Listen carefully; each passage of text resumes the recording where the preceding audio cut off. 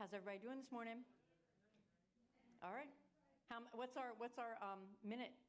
Are we at 1 minute, 30 seconds? 30 seconds. Everybody wiggle in your seat. Pull your neighbor's hair. Elbow everybody. Tattle on them. Tell your mama. Wiggle.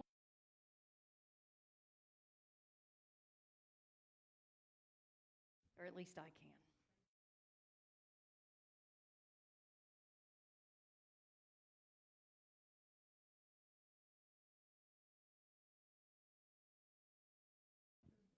And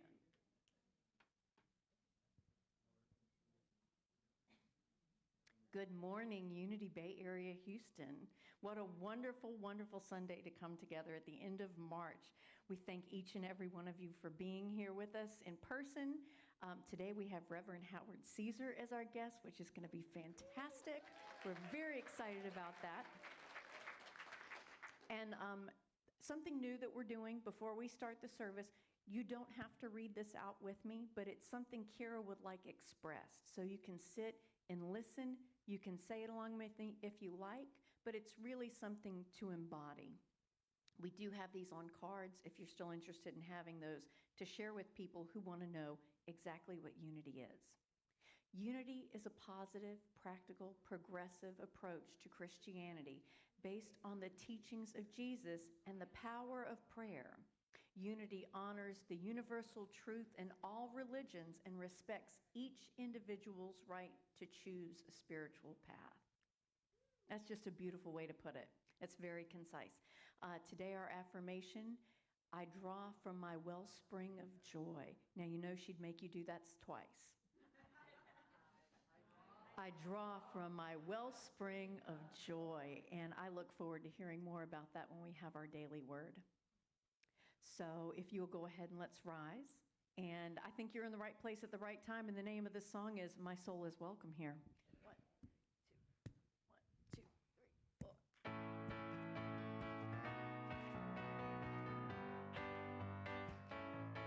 I'm in the right place at the right time. I am just where I'm supposed to be. I'm in the right place at the right time. I am just where I'm supposed to be. I'm in the right place at the right time. I am just where I'm supposed to be. Where are you? I'm in the right place at the right time. I am just where I'm supposed to be. Oh, my soul is welcome here. Oh, my soul is welcome here. I am getting the message loud and clear. My soul is welcome here. Turn to your neighbor and say, your soul is welcome here. Welcome home. I'm in the right place at the right time. I am just what I'm supposed to be. I'm in the right place at the right time. I am just what I'm supposed to be. Whoa, my soul is welcome here. Oh, my soul is welcome here. I am getting the message loud and clear. My soul is welcome here. I am getting the message loud and clear. My soul is welcome here. Yes, it is. Good morning. Welcome. My name is Bruce Landry, and I'm glad you joined today. Let us begin our service together as we affirm our statement of truth.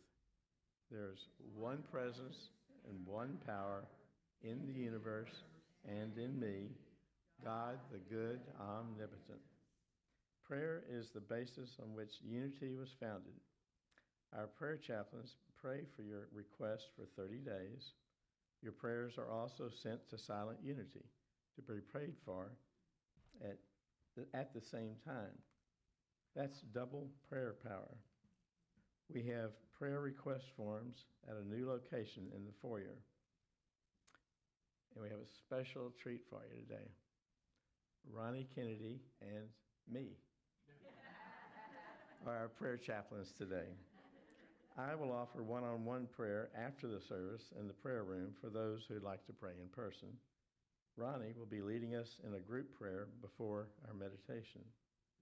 For our digital viewers, if you have a prayer request, please click the button Request Prayer in your bulletin or leave a private message through Facebook Messenger. Now, let's join Dan Bridge in prayer. Thank you. Thank you, Bruce. Let's pray together here.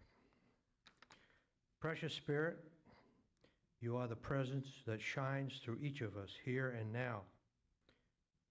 We are filled with the gratitude to join our hearts and minds together as one as we worship and celebrate today.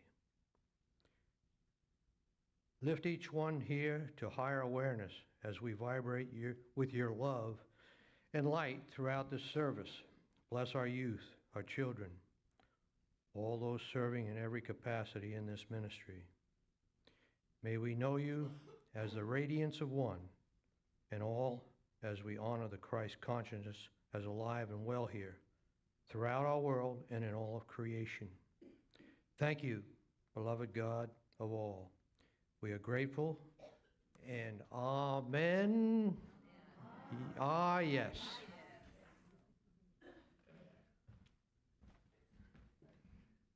Thank you, Dan. This week's announcements and all links to participate can be found in your Sunday e-bulletin sent this morning at 7 a.m.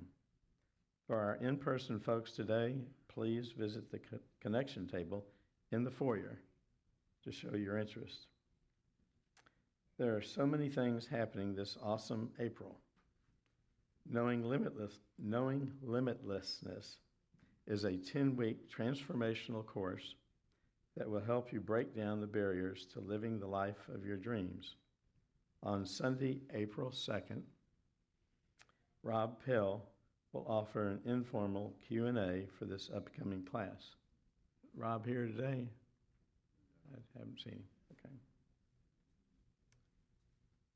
All class materials will be ordered on April 10th, so the last day to register is Sunday, April 9th. The full class description is available in today's e-bulletin and on the Unity Bay Area Houston website calendar. In 2 weeks, we will be honoring Easter in the Unity Way, starting at 8 o'clock with an outdoor meditation in the pavilion, the 10:30 celebration service, and a noon egg hunt for children. This is a great day to invite your friends, family, and neighbors. We love the art reveal part of the series, and as you know, it all culminates in a silent art auction fundraiser beginning Easter Sunday, April 9th, and ends at 12:30 on Sunday, April 16th. We are hosting a gallery night on April 11th from 6 to 8 p.m. If you would like to be part of this great process, we would love for you to join the setup team, greeters, or cleanup crew. Please sign up in the foyer. We are gearing up for our first annual Earth Day Fair. Come enjoy our Living Sanctuary on April 22nd from 10 a.m. to 2 p.m. This is a free, family-friendly event. Spread the word. Now, please join me for our vision, mission, values, and affirmation. Our vision is a world powerfully transformed through the growing movement of a shared spiritual awakening. Our mission is to inspire minds, awaken hearts, and empower lives through the teachings of Jesus Christ and other expressions of universal truth. In all that we are and all that we live, we value unconditional love, connection, authenticity, inclusivity, trust, and compassion. We are living relevant spirituality now. Please rise.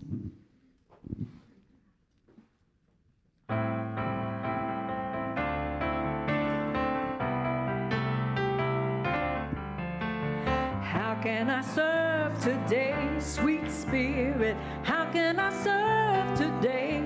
Oh Lord, speak in ways that I will understand.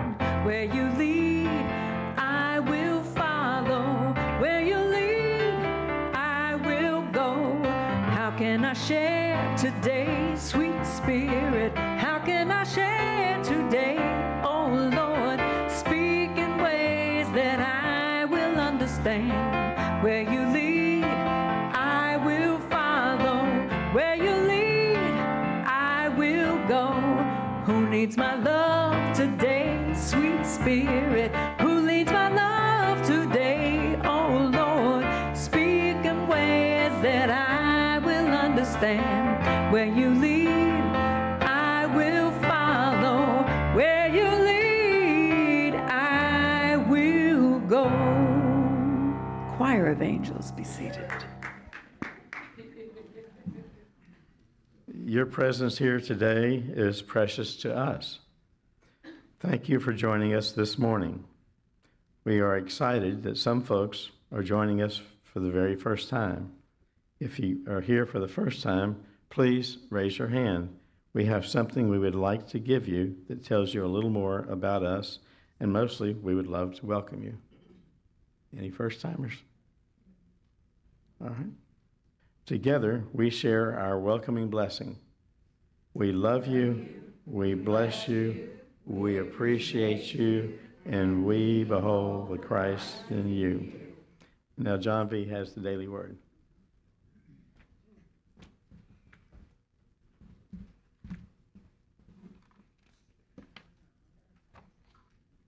Good morning. Our word today is joy. Our affirmation, I draw from my wellspring of joy. There are so many ways to express joy. I may speak words of praise that bring the awareness of even more blessings to mind. I may take joyful action. My every step aglow with the light of God, enlivening all I do. I celebrate the playful joy of every child, especially the child within me. I experience the same joy, happiness, whether I am heart as busy city or in the stillness of nature. And then there is the quiet joy of just being, the richest joy of all. I rediscover my joy by taking slow, deep breaths, tapping into my wellspring of well-being that never runs out. I feel its energetic flow spilling over into my heart and life. What joy to be a spiritual being, a precious child of God. And from Luke chapter 2, verse 10, but an angel said to them, do not be afraid, for see, I am bringing you good news of great joy for all people. I promise in this moment to keep my heart wide open. With every breath I take, I'm grateful. I am grateful. I am grateful. I am grateful.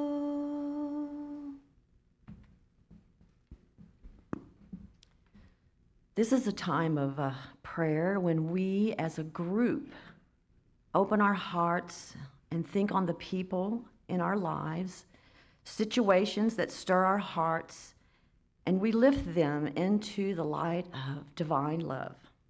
I invite you now to whisper their names if you'd like, or speak them in your mind at this time.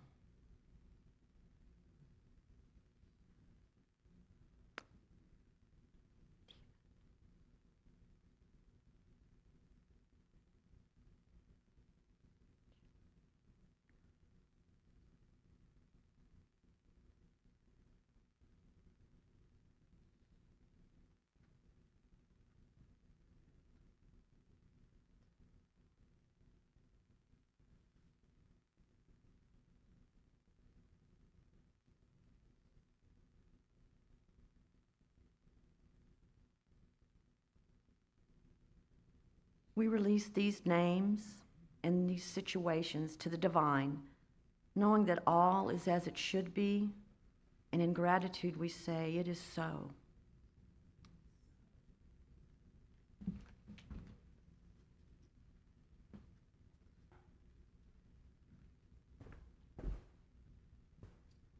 Good morning.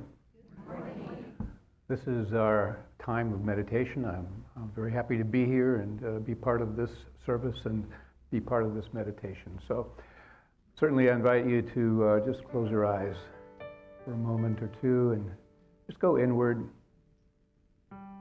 Take a deep breath or two, and with each one, just totally relax. Deeper and deeper levels of just relaxing. Just part of letting go. Being fully in the moment. Engaging with and becoming all the more conscious of your oneness with Spirit. The movement and the motion of Spirit. The experience of Spirit. The one source that is in and throughout this universe. The one source that fills this room. The one life and intelligence which contains within it immense love and joy and peace and harmony. A divine frequency and vibration that we are able to resonate with as we open fully in heart and mind and soul, our very beingness, through its activity. And so allow yourself now to simply say yes to that which you are, and that which seeks to simply be the real you, and have you experience your reality, the eternal you.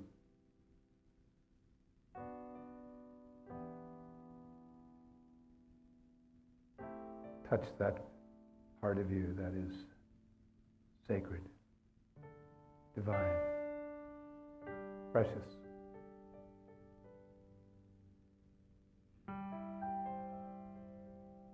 For God is not a far-off God, a distant God, but a here and now God. There truly is no place where God is not. And in this moment, that Spirit, that divine presence and intelligence is even now breathing you, beating your heart, functioning in and throughout your body without you need to direct or any need to direct it. And so you rest in this all-knowing, living, loving, divine intelligence. And in that, you're able to trust. You're able to let go. You're able to know that the light of God is within you, around you, enfolding you, holding you up. And so just take a few quiet moments now within your very being to just open your heart and breathe into that space where oneness lives.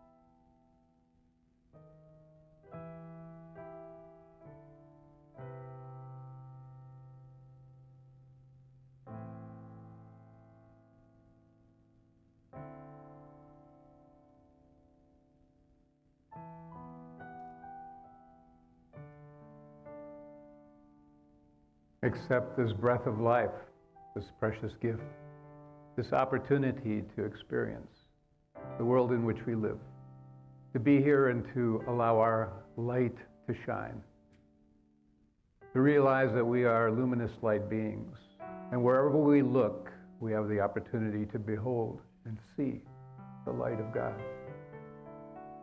It's in every person, it's in every situation, it's everywhere. Everywhere all at once. And we relish in this truth, a truth that sets us free, free to be. And so we take that gift with us, the here and now gift of being. And we say, thank you, God. Thank you. Thank you. Thank you. And so it is.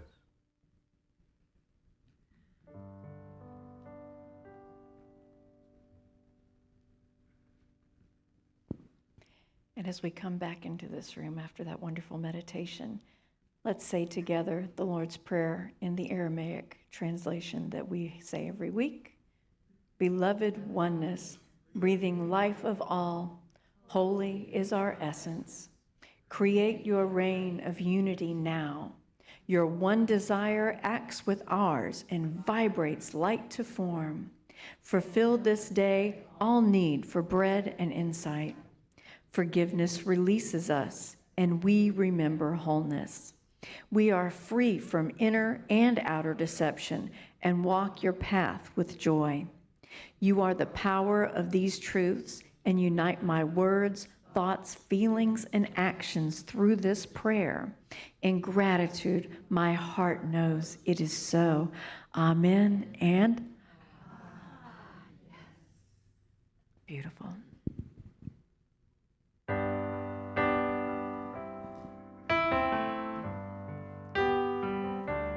Let me be a candle, let me be a radiant star, let me be a beacon, shining who you are, let me be the miracle I've been dreaming of, let me be a lantern of your love.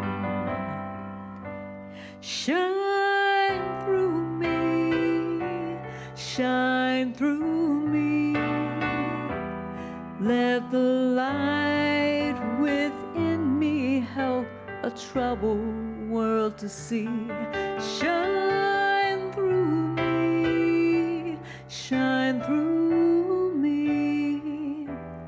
Use this willing vessel, Holy Spirit, shine through me.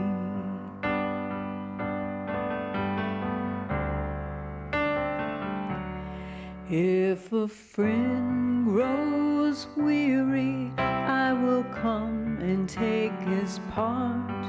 If a child is hungry, I'll give out of my heart. In the darkest hour, I will lend light from above. I will be a lantern of your love. Shine through me, shine through me. Let the light within me, let a troubled world to see. Shine through me, shine through me. Use this willing vessel, Holy Spirit, shine through me. Shine through me, shine through me. Holy Spirit, shine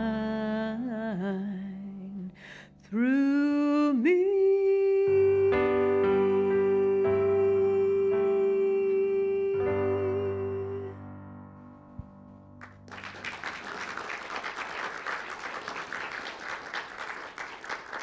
And now a man who truly needs no introduction, but I'll do it anyway. Reverend Howard Caesar is a unity staple. This man has been in the ministry forever and ever. He is well known and loved by everyone in this room.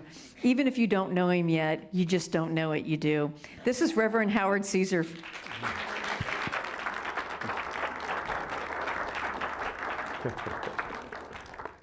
Thank you, Ellen. I love you. I've been in ministry forever and ever, was it? Did you say something like that?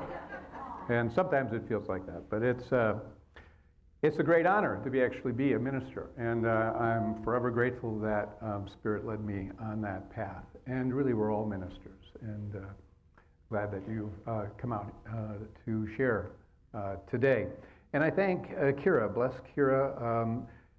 I'm really grateful for the invitation, and in the middle of a wonderful series, and she's been doing an absolutely glorious job with that, because I actually listened to a couple of the recordings, see what was going on here, and it's wonderful. You have the different chakras and the different colors and the beautiful, wonderful artists that you've been presenting their work, and so lots of good things going on, and grateful to be here, and we just extend a blessing to Kira in having some R&R and some time away that every minister needs from now and then. So I'm glad to be here, and the series that was created by Kira that you are in is The Path of Enlightenment, and we're all on a path of enlightenment. And the sixth lesson is titled What to Expect When Expecting Enlightenment. Are you all expecting enlightenment? Do you know what to expect? So I'm going to address some of that if I can today. And there isn't really anything I can tell you that you don't know. At a level of your being, you are truth. You are light. You are love. And you've heard things. And so really what we do is we come together to remember and to resonate and to just vibrate in the vibration of that truth. Sometimes it's just calling it to memory, the things that we know. So glad to be here. So you are on the sixth chakra. And the sixth chakra is known as the third eye, right? And chakras are energy centers, as you know, and they're ancient, and they have been talked about for thousands of years and been recognized. And the third eye, the sixth chakra, is the chakra of light. The chakra of light, and that's why we've had the song Shine Through You, and the theme really a lot of this morning has been the idea of light, and even the indigo color represents wisdom, intuition, the movement of light guiding and steering us and owning that. And really this chakra is the chakra that takes us beyond concepts, all right? Concepts are good, but that's not the home run. It's actually the experience of them. We start there with them. And we know that the Hindus and the Buddhists, they all have an understanding of these chakras. And they recognize and talk about two conduits through which the Kundalini energy is moving up the spine. And they even have names for those two conduits. They are the Ida and the Pingala. And you don't need to remember those names, but basically they channel the yin and the yang. They intertwine the masculine and the feminine up through the first 5 chakras, and then when we get to the 6th chakra, something remarkable happens. These two separate intertwining energies, conduits, merge. They merge at the 6th chakra.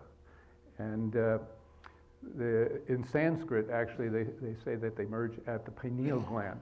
The neurologists say it's the pituitary gland. Again, it doesn't matter which gland it is. It's about, a merge. And basically, they generate, the merging is what creates this third eye. That's what makes it happen. And it is an awesome thing because basically it's where earthly opposites unite. It's where the yin and the yang become one. It's where the manifest. Am I on yet?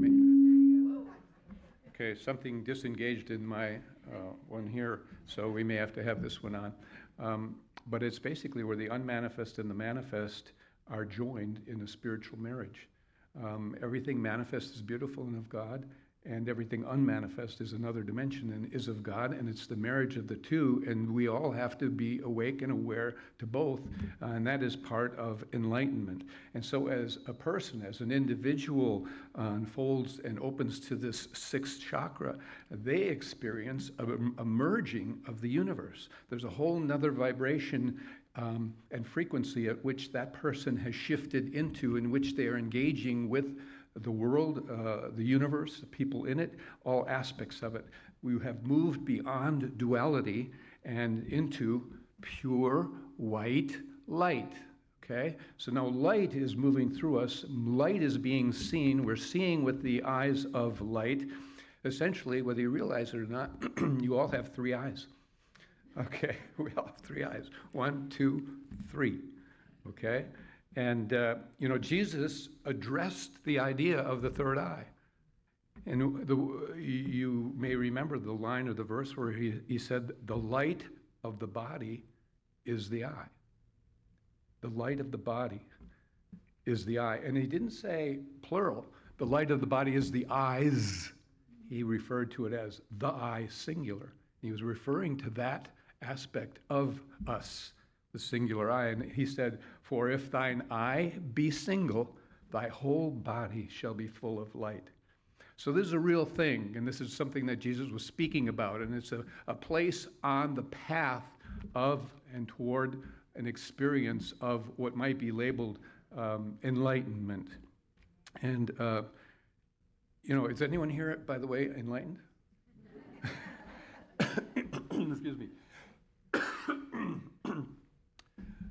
I had to cough because I knew I wasn't. I'm on the path, as you all are.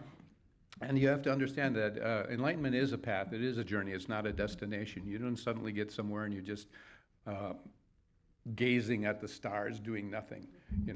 There is always an engagement with life. And and there are things that Jesus said that we are not yet ready to receive and understand. And so we're on a path. And so it is a climb in consciousness, It's a climb in which we're moving from lower states of consciousness to higher states of consciousness. We're using trial and error and contrast and so forth in this particular world in which we live.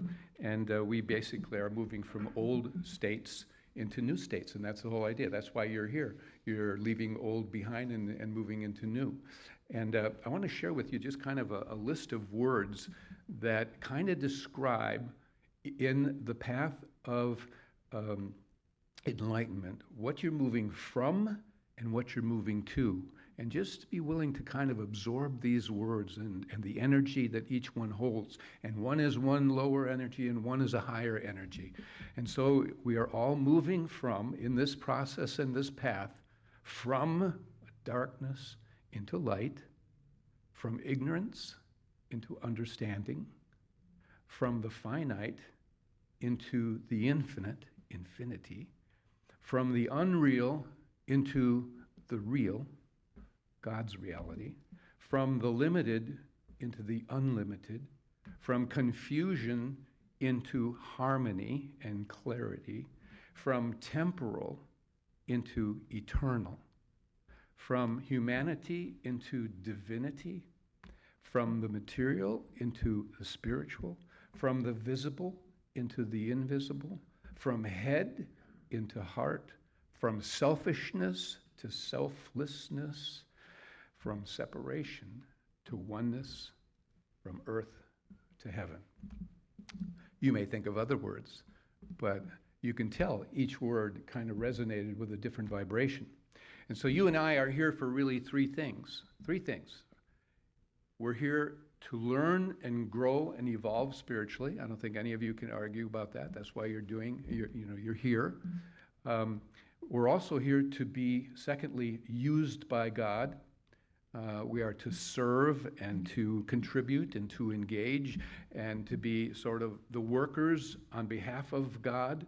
And as we are doing this and in service, really, it's been said, the wages that you receive are the insights that you gain along the way in that process of giving of yourself. But thirdly, the ultimate purpose for this life is to become one with God. That is everything, everything. How many of you watched the Oscars a week or two ago? Remember the Oscars? What was the name of the Best Picture? Remember? Everything, Everywhere, All at Once. I love that title. I went right to oneness, you know? I didn't see the movie. I'm going to intend to see if they take me there. But that's what oneness is, the presence of God everywhere, in everything, all at once. You see God everywhere. And so I loved that line or that title. You see, Jesus knew what enlightenment was, and he knew that it was based on oneness with God. He said, I and the Father are one. And he knew it was based on light, that out of oneness there is light that is birthed, there is emerging. And he said, I am the light of the world. And you are too. That's your reality. You see, from the unreal to the real is that you are light. You're not darkness at all. We go through dark times. I've been there too, you know, but that's the contrast of life and learning. But we always move beyond them. And so this idea of light actually was foretold even in the mystical Gospel of John, where we're told that Christ is coming into, the light is coming into the world. And it goes, quote, that was the true light, which lighteth every man that cometh into the world. Okay, so we are all have come into this world, and that's the true light, the truth that lives in all of us. Very profound and very powerful that is spoken there. And so Jesus also recognized that there were levels of consciousness. And we know that because he said, you are from beneath, and I am from above. You are of this world. I am not of this world. And he was making the distinction of where our identity lies, what it was that we most identify with. And sometimes living in a three-dimensional world, we most identify with what we're going through and what is external to us, and we don't identify as well. And that's part of the process of enlightenment, identifying with this unseen dimension of the truth of the light of God that wants to shine and live in love through us. Very powerful that Jesus is saying this. He also said, I love it, he says, I am in the Father, and the Father is in me. I am in the Father, and the Father is in me. Now, we all can say the Father is in me. Can we not? Do you all agree? You've all learned that? The Father is in me. But we cannot all say, I am in the Father. You see? Jesus was, because that's a level of enlightenment. I am in the Father. I am consciously connected, attuned, at one. I am in the Father. Everywhere I go, I'm in the Father. So that's the difference between us and where Jesus was. That's part of the path. We're still kind of living separation consciousness, and that's not to condemn ourselves, but it's just to acknowledge that's where we are because we're still on the path of growth and unfoldment. So we kind of live still on the surface, like an iceberg, you know. We live on the peak part that is seen and visible, but there is this vast ocean of consciousness. The universal consciousness is a vast ocean, and it's very responsive, and it is there, this vast amount of life yet to be discovered and to be experienced. Yes? Move the mic? Oh, is it too strong? Okay, good. There's God helping out right there. All right. As I say, there is this vast amount to be discovered and to be experienced. And the word experienced is important because just to know about something is other than having the experience. And the third eye is what begins to help us do that, takes us to a deeper perception. And as I say, the third mind takes you beyond, the third eye, not the third mind. The third eye takes you beyond mind and beyond duality into a higher frequency. You know, all of us are a product of our history, our past, patterns and programming and conditioning. It just happens. It's part of being in this world. And I love the story about the farmer who, had a pumpkin patch, and he was kind of walking out in his pumpkin patch on the early stages of them having been planted, and he bumped into this 1 gallon clear glass jug. And so kind of to humor himself, he took one of the small beginning pumpkins and just gently put it in and down the neck of this glass jug, being careful not to break it off of the vine. And he left it, and later when he came back to harvest, he came upon it again. He had forgotten about it, and he had come to harvest, and he had found that the pumpkin had completely filled this glass jug, completely filled it. And so it had stopped growing. So he broke the glass and saw that basically this pumpkin was the exact size and the exact shape of the jug that it had been in, and that it had stopped growing. And the point of that story is that we are all pumpkins. We're like that. We go through that. You know, we have our old patterns and programming and conditioning that basically can stop us from growing. We create a ceiling sometimes, old belief systems and old thoughts that we just hang around in.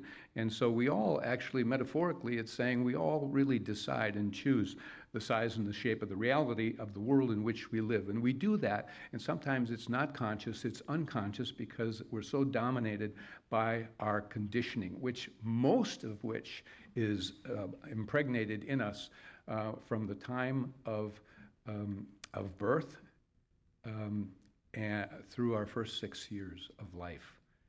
And we have others along the way as well, but a lot of them are in and during that time, and it's said that most of them. So what do we have to do? We have to do surgery. Surgery. We have to shatter the glass. You know, we have to break out of old systems, and enlightenment helps us do that. Now, what to expect in enlightenment? One of the things you can expect is a quieter mind, okay? As you move along the path, one of the things that you're really doing is seeking to quiet the mind, because freedom is one of man's ultimate desires, and we want to be free. And the mind often doesn't allow us to be free. It grabs hold of us. We got a certain problem, and we're going to worry about it, and it's just there. It keeps running, and there's this commentary, and there's chatter, and what are you going to do? You're going to do this, you're going to do that, and get off, you're on the fence, and all kinds of that can go on. Is that true? Yes. Can you relate to that? Yes. Okay. And so freedom involves a certain amount of freedom from the mind. Does that make sense? Okay. And from some of that programming and patterning. And so understand the nature of the mind. It was for survival. It's a tool, and we have to steer and direct and control it. And the only way to really begin to quiet the mind is to observe it, to watch it, to witness it. Because anything you become totally conscious of, you remove some of its power. It becomes more weak. And also, you begin to see that there is distance between you and your mind and you and your thoughts. The enlightened understand that and have created it so that they are an observer and a witness of their mind. And they get that, I have a mind, but I'm not my mind. I have thoughts, but I'm not my thoughts. They come and go. They have no permanency. Whatever does not have permanency is not the truth of God. God has permanency. And so I'm going to get back to what is permanent, what is true, and all this stuff that floats by, because we are not only our own thoughts, but we are in a thought sphere. And basically, it's the same way that you are breathing air through you, you are actually having thoughts float through you that are not your own. And actually, Gandhi proved this. There's a little story. I don't want to take the time right now to go there, but believe me, there is a thought sphere. So therefore, there are those thoughts that you must not identify with and you must not claim as your own. And the more you start saying, my mind is an it, my mind is more of an it, I create distance. I watch it. I observe it. The part that is permanent is the part of me that is observing and witnessing the mind. That's the part that's permanent, okay? And so it's beginning to align with that. And what is permanent has life and experience. So in enlightenment, expect to have a quieted mind and to be more present, to be therefore more aware, to be able to listen and concentrate and focus better, because you're more in charge of your mind and you're more in the moment. the mind tends to want to take us into the past. And before I go there, I just want to share, these tendencies of quieting the mind. I don't remember if I told or shared with this group or not, but in my many trips to India and to the Oneness University, I was there 9 times, and I would be in training for anything for 1 week to a whole month. And there were initiations and things that took place. And at one point, fairly down the road in times I had been there, they chose me to have a certain initiation. And the initiation involved going into the darkness for 5 days and 5 nights, 120 hours. And yeah, they'd bring in once a day some water in a jug and then some vegetables that were raw in a bowl. So you could eat them in the dark. But it was so dark I could not see my hand if I did this. It was just a little room and a little hallway to a restroom, and there was nowhere that there was any bit of light. And what that did was I had nothing to focus on. In this 3-dimensional world, we have so many things that can take our attention away from being in the moment. And by being in that place, I just had to be totally with myself, whether I liked it or not. And of course, there was a little altar there, which I could feel my way to.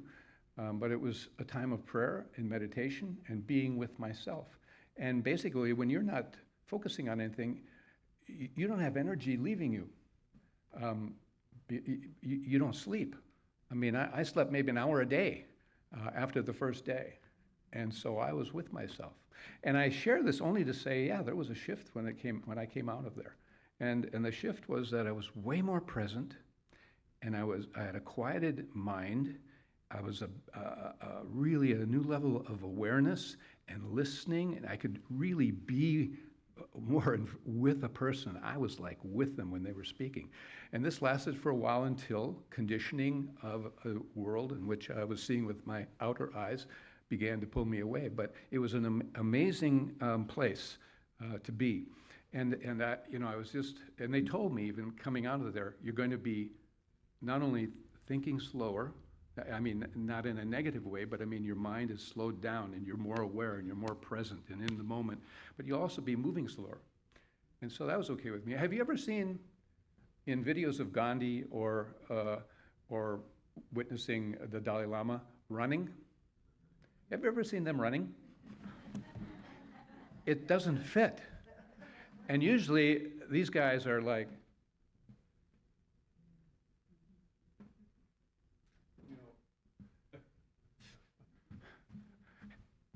I don't do that very often, so I'm not there. But you understand that these guys who did an immense amount of meditation and inner work are really in the moment and what's happening and tuned into that, and they are slowed down, and it's not a bad thing.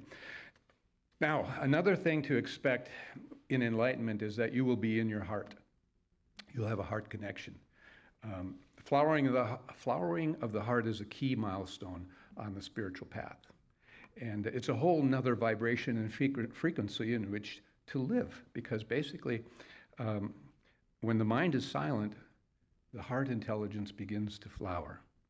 It's given space now, and there's a connection made as we evolve. Gratitude is another that is said to take us into our heart. But understand that the altar of God is the heart. And when you are listening to your heart, the true heart, you're listening to God. And so basically the mind is made up mostly of the past, okay?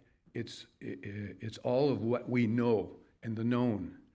And the heart wants to take us into dimensions and experiences that are somewhat of the unknown. All our problems basically come from mind, and I'm not making the mind out to be bad. It's a tool, we use it, we affirm truth, that's important, it is, but there is a dimension of the mind. 95% of our problems, it has been said, according to studies, are from the unconscious, the subconscious. Therefore, that's the past, that's over with. And 5% of our problems are of the conscious mind that we create in the moment. So the mind is always feeding us from the past. And that's why it's important to separate it and say, now, is this truth or not? And it's basically distinguishing, and this is really important, this has helped me It may not be where you'd like to go, but there's a difference that I have learned, or was taught actually, when I was in India. A difference between emotions and feelings. I know we use them interchangeably. We have, like when we have fear, we say, I'm feeling fear. But so we interchange the word feeling and emotion. But if you would think of emotion as not feeling good, emotions are mostly fear, jealousy, envy, anger, and all of those are fear-driven and come from the past, the unconscious, the subconscious, all right? And if you and they have resistance, life resistance in them. They don't have life-giving energy. Feelings are a flow. Feelings are the property of the heart. Feelings are spontaneous. Feelings take you into the moment, not the past. And so when you have something moving through your body that doesn't feel good, you should know that this doesn't carry truth. It's of the past. It's not of the heart, and it's taking you out of the moment. And making that distinction is really helpful because you have a body to be able to read whether you're having emotions, whether you're having feelings. Feelings are love and peace and joy and oneness, and they are energies that lift a person up. So we want to remember Jesus also said, as a man, no, Jesus didn't say this. This is in the Old Testament, I think, a proverb. As a man thinketh in his heart, so is he. Very important. And Jesus also said, lay not up for yourself treasures on earth, where moth and rust doth consume. Lay up for yourselves treasures in heaven, where moth and rust doth not consume, and thieves cannot break in and steal. He's talking about the difference between two dimensions there. And then he concludes by saying, for where your treasure is, there will be your heart also. Very important where you're placing your heart, okay? So the heart triggers emotions. The mind triggers emotions and resistance. The heart flow, spontaneous, loving, accepting, forgiving, that kind of thing. There's a story that came out in 1998, and I kept it. And it's a true story, because this doesn't happen often. What happens often, and more so these days, is road rage. If you ever watch the news at all, occasionally they're telling you about road rage. And be careful that you don't react, right? Because you don't know what's out there. Anyway, not to frighten you, but there was, up in the Northeast, there was a rush hour going on where people were trying to make it from suburban Maryland on into Washington, D.C. And this one driver shared an experience he observed in a car just behind what was happening.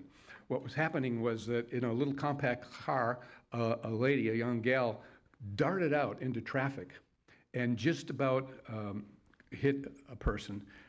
He missed the lady by, the man, not the observer, he missed by a couple of inches. And the guy that she darted out into traffic on, he was furious. So when they got up to a red light turned, and this guy that was furious pulled up behind her, and he jumped out of his car, and he was headed to hers, which is right in front of him, and was going to give her a piece of his mind. But before that, she saw him coming, and she jumped out of the car, a very attractive lady, and ran to meet him, a big smile on her face. And before he could say one word or know what was happening, she threw her arms around him, she hugged him, and she gave him a big kiss on the lips. And then she turned around and went back and got in her car and drove off. Now he was left standing there in the street, speechless, confused, embarrassed, but he was no longer angry. And say what you will, that lady was enlightened, okay? She did not use the energy of resistance, but flow. She went to her heart, not to her head. A total different experience, a total different dimension. So, lastly, when you are in enlightenment, you can expect to have liberated senses. and it's called in the East mukti. And what it means is that you are able to see, taste, hear, all of the five senses without interference of the mind. It's not getting in the way. You're actually able to be in the experience. You're experiencing it. That's what senses are for. Where does enjoyment come from? Being there in the moment and experiencing what the senses are telling you. And so most of us, like when we eat, we really don't eat. And I'm guilty of this too. We're eating and we're thinking about what we have to do tomorrow. We're thinking about what happened to us earlier in the day. We're worrying about something, or we're in conversation. Oh yeah, yeah. Or we're watching TV. We're not really there experiencing what we're eating. And we do that in a lot of things. Taste and feel and smell. We smell a flower and the commentary in the mind starts taking us out of experiencing it. So there's more we can talk about that, but it's basically you aren't living until you get into the senses and begin to have them be free of interference of the mind. Because remember, the mind can't feel. The mind is not capable of experiencing. So basically terms like God and presence and Holy Spirit and unconditional love and these cannot be touched by mind. You have to move beyond mind to experience any of those. Those are just terms, concepts. The mind is not capable of experiencing and understanding that. So I've told you a lot, and I've shared a lot, and I've probably overdone my time, but the big thing is, in the end, understand that the enlightened make God their ultimate best friend. There's a deep, deep bond that is ongoing from moment to moment. They're living in the moment. And you are the love of God expressing. And that means you're asking yourself, what would love do in this moment? And you are the truth of God expressing, and therefore you're asking, what would the voice of truth in me have me do in this moment? And that's a big difference. And so in the gift of life, which is so precious, you're here to grow and evolve, you're here to serve, and you're here to be one with God. May it be so. God bless.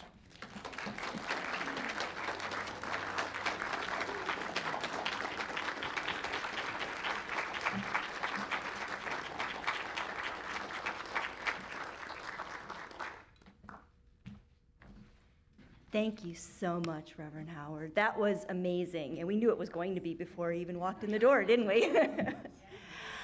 I am so excited to be doing this today. We bless Reverend Kira as she's recharging and doing something hopefully amazing this weekend. And so in her absence, she asked me to introduce our artist this week. And it just so happens that our artist, Geraldine Travers, is a dear friend of mine. And so how beautiful it was that I got to be here next to my friend to reveal her piece of art. And this has been such an amazing series, right? I mean, oh my gosh, I love it. Not only do we get to see the talent, but we get to see how each piece is so unique and each artist's interpretation of each chakra. And we get to know more about each artist, because as we read the biographies, it's like, well, I didn't know that about this person or that person. We have so much talent in our community, and we're so grateful for that. So Reverend Howard already did a fantastic job of explaining the 6 chakras, so thank you for that. So I'm going to go ahead and I'm going to introduce Geraldine, and then we're going to reveal her art, and she can tell you what spoke to her to help her create this beautiful piece. So Geraldine Travers, she's a retired medical technologist and a graduate of Grambling State University with a BA in biology. She was a member of the art club in high school, where she began drawing. While living in Shreveport, Louisiana in the 80s, she took classes in oil painting, and when she moved to Las Vegas, her art was left behind. And so the biology degree comes into play when you understand kind of where her art goes. Although Geraldine had no formal training in art, she always had an interest in the creative field. And after retirement, she finally had time to explore this passion and take classes from an art instructor at Texas Art Supply. Soon after, she took classes with the Art League of Houston. Later, she enrolled in the College of the Mainland 50+ program, where she took classes in oil, acrylics, watercolor, and colored pencils. She experimented with different techniques and styles, eventually developing her own unique style. And isn't that what every artist hopes to do, right? Geraldine is inspired by nature and her surroundings, biology degree. She often takes photographs to capture the beauty around her and create the inspiration for her paintings. She begins with a sketch on the canvas and layers paint onto it, building up the colors and textures to create vibrant and dynamic pieces. Geraldine's style can be described as expressive and impressionistic. She uses bold strokes and vibrant colors that create a sense of movement. Each painting is unique and captures a moment in time. Geraldine's artistic journey is a testament to the power of passion and determination, an inspiration to all aspiring artists, reminding us that it is never too late to follow our dreams and pursue our passions. And I think that's one of the things I love most about Geraldine and her talent is that, here she was post-retirement and said, I've been wanting to do this my whole life, and jumped in, and then here she is today, right? So she is a member of the Art League of Houston.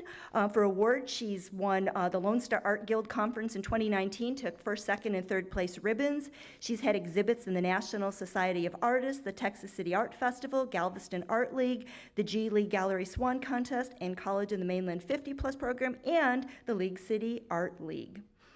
So with my pleasure, I'm going to reveal the 6 chakra piece for this week.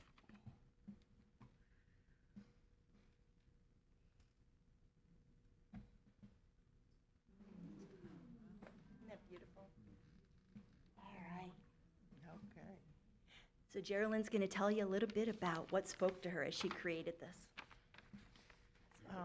I'm Geraldine Travers, and my painting is expressionistic. Using the tree best expresses the idea of the life we live. On the tree, you will find the third eye chakra, which is dark blue. There on the tree is the progression of man on earth. I paint from nature. The tree came from nature. My mind went to big, beautiful, fluffy clouds, which is the light. And I paint in mixed media. It's oil, and I clip pictures to put on the painting. The idea of the chakra begins in the mind stages that we go through. We are born as a baby, and we enter the world, and the energy center helps the brain of the infant develop and grow. Childhood is where the child gathers energy to play, grow, and create and learn.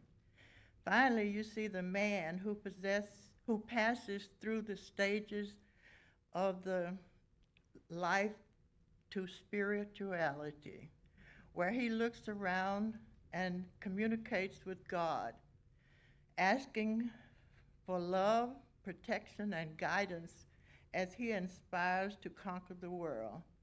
The man serves as an example to his children. On the same tree, you see Jesus, our brother, the way shower. He left with us the Holy Spirit as our comforter. The man is near the clouds because he has gone through the stages of life, which is up and down. He goes through them and he reaches for enlightenment, just as our brother Jesus before us. We are all one on this tree of life. And I found a beautiful poem that I would like to share. Be the tree. Stay grounded. Connect with your roots.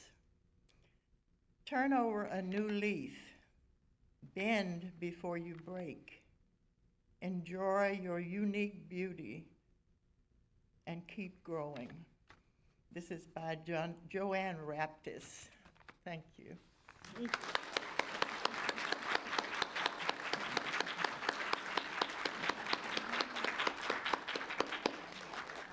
That's it. Thank you so much, Geraldine. And yes, one more beautiful piece to add to our gallery here. I love the mixed medium. Every week it's like, well, what can we have different? Well, here's another one, right? Mixed medium, all right. So thank you so much, Geraldine. Thank you. Once again, thank you, Reverend Howard Caesar. And just so you know, he's replenished our bookstore. We have more of his books. If you're interested in checking out 1 + 1 = 1, ONE, please do so in the bookstore. And Geraldine, thank you so much, and thank you, Dawn. Now's the time that we affirm together our absolute prosperity. So please join me. Divine love, as me, blesses and multiplies all that I am, all that I have, all that I give, and all that I receive. Thank you, God. There are several different ways that you can give to Unity Bay Area Houston. The greeters are coming forward to pick up the offertory. But for those online or those who are digitally inclined, you can go to our website and click on a link and give right there. You can also text to give. That number is 281-595-1648.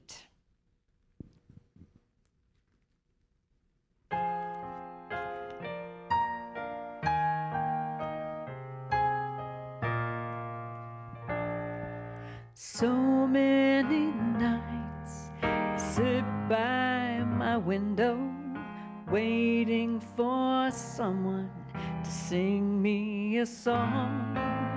So many dreams I keep deep inside me, alone in the dark, till truth came along.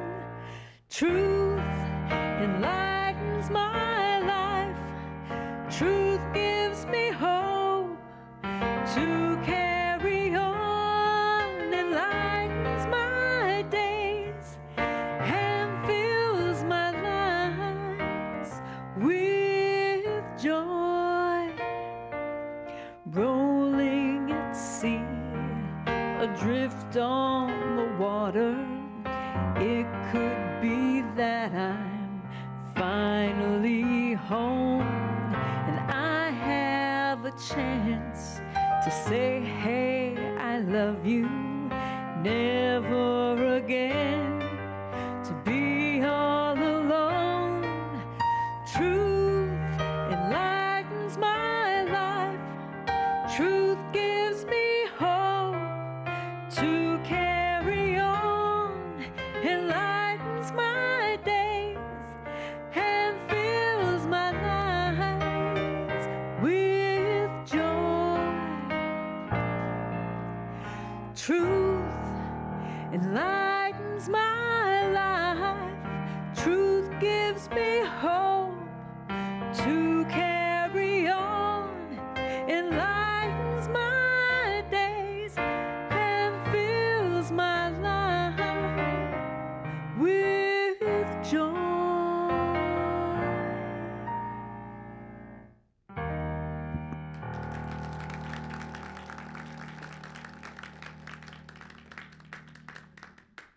Thank you. And now, please join me in our offering affirmation. We celebrate divine abundance. We gratefully live, breathe, and experience abundance and generosity. Thank you, God, for all the flow of resources through our ministry to bless the world. We rejoice as all our prayers are answered. We are grateful, blessed, and prosperous. Thank you, Fran. And on May 27th, Roger Moorfield is turning 80, first of all. As a gift to Unity Bay Area Houston, he wants to host a 1950s sock hop fundraiser to benefit the church. This catered costume dance party will be from 5 to 9 here in the sanctuary. And just like the Valentine's soiree, this will be a ticketed event. with possible scholarships. So if you're ready for another church-wide party, who's ready for another party? Who's ready for a costume and dance party? We do that here. Please sign up in the foyer today. If you're interested in helping with setting up, cleaning, it's very similar. It's a catered deal. We don't have to deal with food. It's just a party. And the Valentine's soiree team members are graciously welcomed if they would like to come back. No silent auction. So please sign up and let us know if you're interested in this next level of fun and fundraiser for Roger's 80th birthday. Thank you. And let's go ahead and rise. We'll choose heaven today, yes?